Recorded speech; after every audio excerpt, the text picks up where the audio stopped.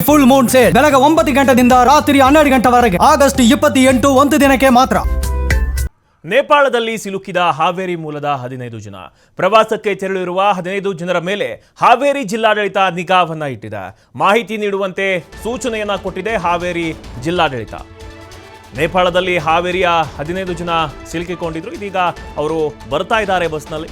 But ಆ ಜನರ ಮೇಲೆ ಹಾವೇರಿ ಜಿಲ್ಲಾಡಳಿತ ನಿಗಾವನ್ನ ಇಟ್ಟಿದೆ. ಮಾಹಿತಿ ನೀಡುವಂತೆ ಸೂಚನೆಯನ್ನ ಕೊಟ್ಟಿದೆ ಹಾವೇರಿ ಜಿಲ್ಲಾಡಳಿತ. ಸಂಪರ್ಕಕ್ಕೆ ಸಿಗದಿದ್ರೂ ಕೂಡ ತಕ್ಷಣ ಜಿಲ್ಲಾಡಳಿತಕ್ಕೆ ಮಾಹಿತಿಯನ್ನ ಕೊಡಿ ಅಂತ ಸೂಚನೆಯನ್ನ ಕೊಟ್ಟಿದ್ದಾರೆ. ಪ್ರವಾಸಕ್ಕೆ ತೆರಳಿದಾರಲ್ಲ ಅವರ ಕುಟುಂಬಸ್ಥರು ಸಂಬಂಧಿಕರಿಗೆ ಹಾವೇರಿ ಜಿಲ್ಲಾಡಳಿತ ಏನಿದೆ ಅವರು ಸೂಚನೆಯನ್ನ ಕೊಟ್ಟಿದ್ದಾರೆ. ಜಿಲ್ಲಾ ವಿಪತ್ತು ನಿರ್ವಹಣಾ ಕೇಂದ್ರವನ್ನ ತೆರೆದಿದ್ದಾರೆ ಹಾವೇರಿ ಜಿಲ್ಲಾಡಳಿತ. ಡಿಸಾಸ್ಟರ್ ಮ್ಯಾನೇಜ್ಮೆಂಟ್ ಸೆಂಟರ್ ಅನ್ನ ತೆರೆದಿದ್ದಾರೆ.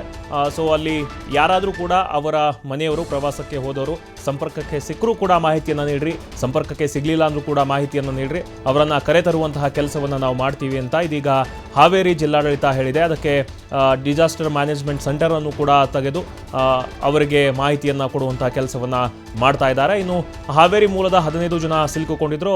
ಅವರ ಅಲ್ಲಿ ಹೋಗಿರುವಂತಹ ಒಬ್ಬರ ಮಗ ಶಿವನಗೌಡ ಅವರ ಮಗ ಇದೀಗ ಪ್ರತಿಕ್ರಿಯೆಯನ್ನು ಕೊಟ್ಟಿದ್ದಾರೆ. ಎಲ್ಲರೂ ಕೂಡ ಬರ್ತಾ ಇದ್ದಾರೆ, ಏನು ತೊಂದರೆ ಆಗಿಲ್ಲ. ಬಟ್ ಕಠ್ಮಂಡುವಿನ ಹತ್ತಿರ ಇದ್ದಾಗ ಅವ್ರಿಗೂ ಮಾಹಿತಿ ಸಿಕ್ಕಿದೆ. ಅವರು ಹೋದಂಥ ಸ್ಥಳದಲ್ಲೂ ಕೂಡ ಪ್ರವಾಹದ ಸ್ಥಿತಿ ಇತ್ತು. ಬಟ್ ಮಾಹಿತಿ ತಿಳ್ಕೊಂಡು ಅವರು ವಾಪಸ್ ಬರ್ತಾ ಇದ್ದಾರೆ. ಈಗಾಗಲೇ ಭಾರತದ ಮತ್ತು ನೇಪಾಳದ ಗಡಿ ಸನೋಲಿಯತ್ತ ಅವರ ಬಸ್ ಬರ್ತಾ ಇದೆ. ಯಾರು ಕೂಡ ಆತಂಕವನ್ನು ಪಡುವಂತಹ ಕೆಲಸ ಇಲ್ಲ. ಅವರು ಕೂಡ ಪ್ರತಿಕ್ರಿಯೆಯನ್ನು ಕೊಟ್ಟಿದ್ದಾರೆ. ಇನ್ನೊಂದು ಕಡೆ ಹಾವೇರಿಯ ಜಿಲ್ಲಾಡಳಿತ ಏನಿದೆ ಇವರ ಮೇಲೆ ನಿಗಾವನ್ನು ಇಟ್ಟಿದೆ. ಇನ್ನು ಏನಾದರೂ ಮಾಹಿತಿ ಸಿಕ್ಕರೆ ಅವ್ರಿಗೇನಾದರೂ ಅಸ್ತವ್ಯಸ್ತ ಆದರೆ ನಮಗೆ ಸೂಚನೆಯನ್ನು ಕೊಡಿ ಅಂತ ಹಾವೇರಿ ಜಿಲ್ಲಾಡಳಿತ ಸದ್ಯಕ್ಕೆ ಡಿಸಾಸ್ಟರ್ ಮ್ಯಾನೇಜ್ಮೆಂಟ್ ಸೆಂಟರನ್ನು ಕೂಡ ತೆರೆದಿದೆ. ಜಿಲ್ಲಾ ವಿಪತ್ತು ನಿರ್ವಹಣಾ ಕೇಂದ್ರವನ್ನು ತೆರೆದು ಹಾವೇರಿ ಜಿಲ್ಲಾಡಳಿತ ಇದೀಗ ಕಾರ್ಯಕ್ಕೆ ಮುಂದಾಗಿರೋದು.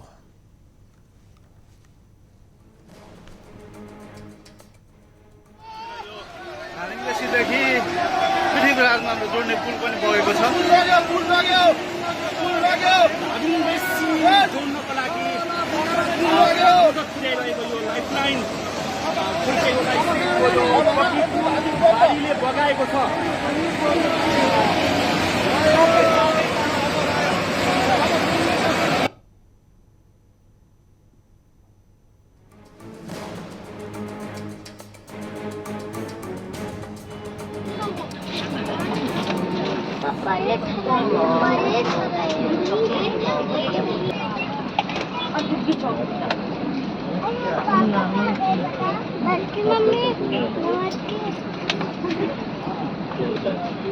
Running left like